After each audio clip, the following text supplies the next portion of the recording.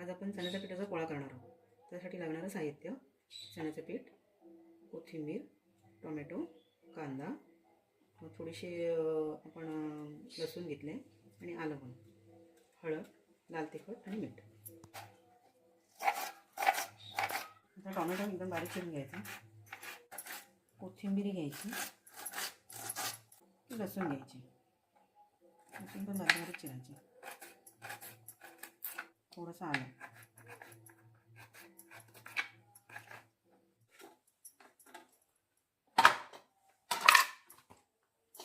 हे भांड्यात काढून घ्यायचं. मसाला,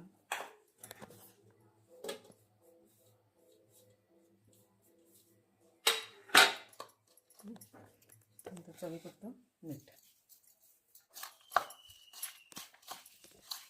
जरा चांगलं मिक्स करायचं, सगळ्याला लागलं पाहिजे. ठीक आहे,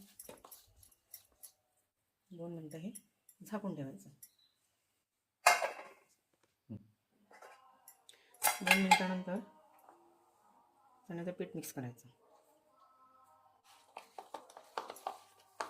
कधी कधी काय होतं माहिती आहे, पाणी पण मिक्स करायची गरज लागत नाही, कारण ऑलरेडी आपण 2 मिनटं झाकल्या कारणाने त्याला पाणी सुटलेलं असतं.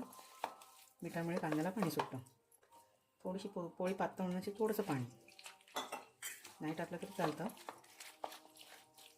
तव्यावर तेल टाकलं आहे थोडंसं, आणि आपण हे आता पोळा टाकतो.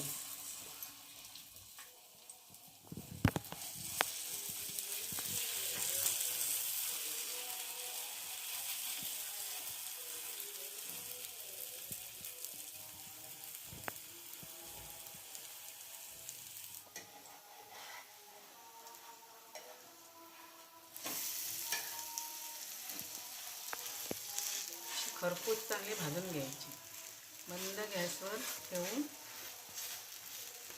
थोडी पसरायची तिला. आतून जर मध्ये जाड झाली असेल तर ती चांगली शेकली जाते. तर आता आपली पोळी झालेली आहे. आता आपण प्लेटमध्ये काढून घेऊ. कुरकुरीत पोळी तयार.